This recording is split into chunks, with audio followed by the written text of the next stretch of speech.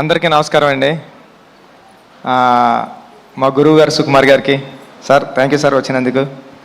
ఏం మాట్లాడడానికి ఏమీ లేదండి, సింపుల్గా చెప్పేస్తాను. ఏప్రిల్ 30ని రానందుకు క్షమించండి, జూన్ 4న వస్తున్నందుకు ఆశీర్వదించండి. Thank you so much.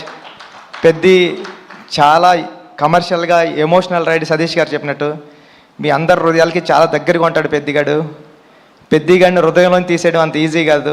Thank you అండి, thank you so much. June 4న నా ప్రేమనంతా చరణ్ సార్ మీద చూద్దరు, కానీ ఈ అవకాశం ఇచ్చిన చరణ్ సార్కి థ్యాంక్ యూ సో మచ్ అండి. Thank you sir. బుచ్చిబాబు గారు, మీరు చూడ్డానికి ఇంత సైలెంట్గా ఉంటారు, కానీ సెట్స్లో ఇంత మంచి యాక్టర్స్ని, ఇంత పెద్ద యాక్టర్స్ని పెట్టుకొని ఎలా డీల్ చేయగలుగుతున్నారు? ఎలా ఉంటారు? ఎలా మేనేజ్ చేయగలుగుతున్నారు? ఈ టెన్షన్ అండి, అంతే, ఇంకేముంటుంది, మామూలు చేసుకుని. బేసిక్గా ఆన్ సెట్స్లో కూడా వర్క్ చేసేటప్పుడు ఇలానే ఉంటారా మీరు? ఇక్కడ అంతేండి, అక్కడ అంతేండి. సుకుమార్ గారిని అడగాలి సార్, ఇలానే ఉంటారా ఆయన సెట్స్లో కూడా, వర్క్ చేసేటప్పుడు కూడా ఇంతే వినయంగా? మైక్ సార్ అలాగే చెప్పండి, ఇలాగ ఉంటానని. సెట్స్లో ఇంకా వినయంగా ఉంటాడు.